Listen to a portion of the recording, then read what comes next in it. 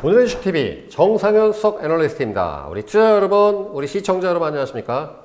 자, 오늘 10월 25일 검은 목요일에 오늘 연이어서 오늘 종목 대방출 코너를 진행하고 있습니다. 자, 종목 대방출.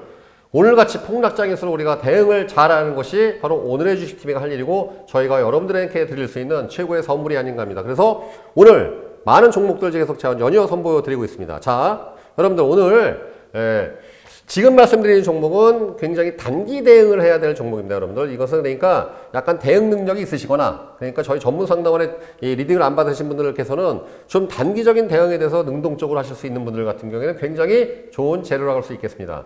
아니신 분들은 그냥 관심 종목으로 보시는 것도 좋겠습니다. 자, 여러분 유상증자하고 무상증자가 있습니다. 특히 코스닥 기업 같은 경우에도 많이 이제 그러한 이 공시, 기업 공시를 볼 수 있는데요. 아시겠지만 유상증자는 주식을 돈 받고 신주 발행을 해서 돈 받고 파는 겁니다. 그러니까 대개는 이제 자본금이 잠식돼 있거나 아니면 더 많은 큰 자본이 필요할 때 유상증자를 결정하는 것이겠죠. 그럼 대개 무슨 일이 벌어지겠습니까?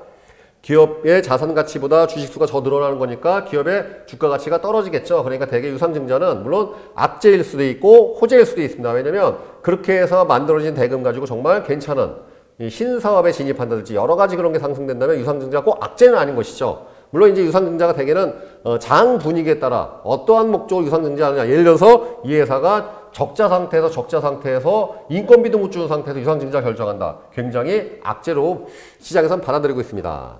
자, 그런데 유상증자, 이 무상증자에는 다음에 저희 이제 이 주식 투자를 위한 이 트레이닝, 교육 코너에서 따로 한번 집중적으로 다뤄드리겠고요. 여러 가지 사례가 있는 것이죠. 자, 무상증자는 무엇일까요? 무상증자는 주식을 그냥 주는 것입니다. 자, 왜 주식을 그냥 줄까요? 대표적인 기업, 우리나라에서 무상증자를 매년 연례 행사를 하는 기업이 있습니다. 바로 유한양행인 것이죠. 유한양행은 98년 IMF 이후를 제외하고 매년 무상증자라고 있습니다. 무상증자는 무엇이냐면 되게 주식을 그냥 주는 건데요. 그냥 주는 목적은 잠시 후에 설명드리겠습니다.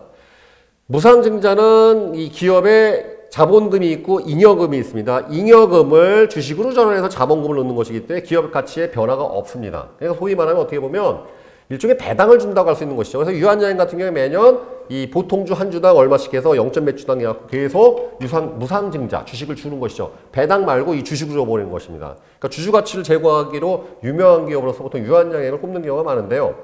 자, 이 무상증자는 되게 어떨 때, 이 무상증자도 호재가 되는 경우도 있고 악재로 발내는 경우도 있습니다. 자, 대표적인 게 뭐냐면 저평가된 우량 기업이 유통주식수가 굉장히 적습니다. 그래서 그 잉여금을 가지고 좀 이제 주가를 좀 부양하게 되겠구나라는 목적을 가지고서 또는 여러 가지 목적을 가지고서 무상증자를 시행할 때 다시 말하면 잉여금을 자본금으로 넣으면서 확충하면서 주식수 확 늘어 유통 물량이 늘어나면 거래가 활성화되겠죠. 이럴 때는 굉장히 시장에서 호재로 받아들이게 되어 있습니다. 그래서 무상증자가 굉장히 호재로 받아들이는 것이고 반대로 또 무상증자가 또 안 좋게 받아들이는 거예요. 왜냐면 결국은 또 이것도 주가가 계속 변동성이 심해지고 유통 물량이 많아진다는 건 단기적으로 거래량이 증가되면서 상승의 효과도 되겠지만 장기적으로 변동성을 극심하게 만드는, 왜냐하면 차익실현 물량이 확 나오면서 주가가 또 빠지는 경우가 있을 수가 있습니다. 자, 오늘 10월 25일 날 아주 유일하게 그 상한가 나온 종목, NK물산과 여러분 UTI 두 종목이 있었습니다. UTI, 아까 제가 다른 종목 때 잠깐 말씀드렸지만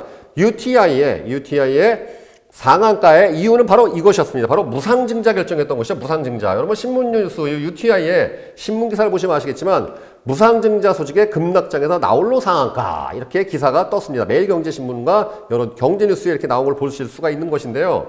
여러분 이렇기 때문에 여러분 여기서 이제 UTI 재무구조를 보시게 되면은 회사 이익 많이 남는 회사입니다. 그래서 매출액 자꾸 늘어나고 있죠. 그런데 영업이익도 굉장히 늘고 있죠. 지금 영업이익률이 무려 28점. 여러분 작년 같은 기준 같은 경우도 무려 영업이익률이 30% 육박하는 그런 이 대규모의 이익금을 가지고서 무상증자를 결정하니 이 많은 투자가들이 환호성을 하면서 상한가가 터진 것이죠. 이런 상황인 것입니다. 그런데 자, 제가 지금 말씀드린 종목 G스마트 글로벌입니다. G스마트 글로벌은 타이밍상에 처음에 아침에 공시가 나왔으면 좋았을 텐데 공시 시간을 보도록 하겠습니다. 현재 VI가 발동되어서 거래 정지 상태인데 자 보시면 G스마트 글로벌 무상증자 결정.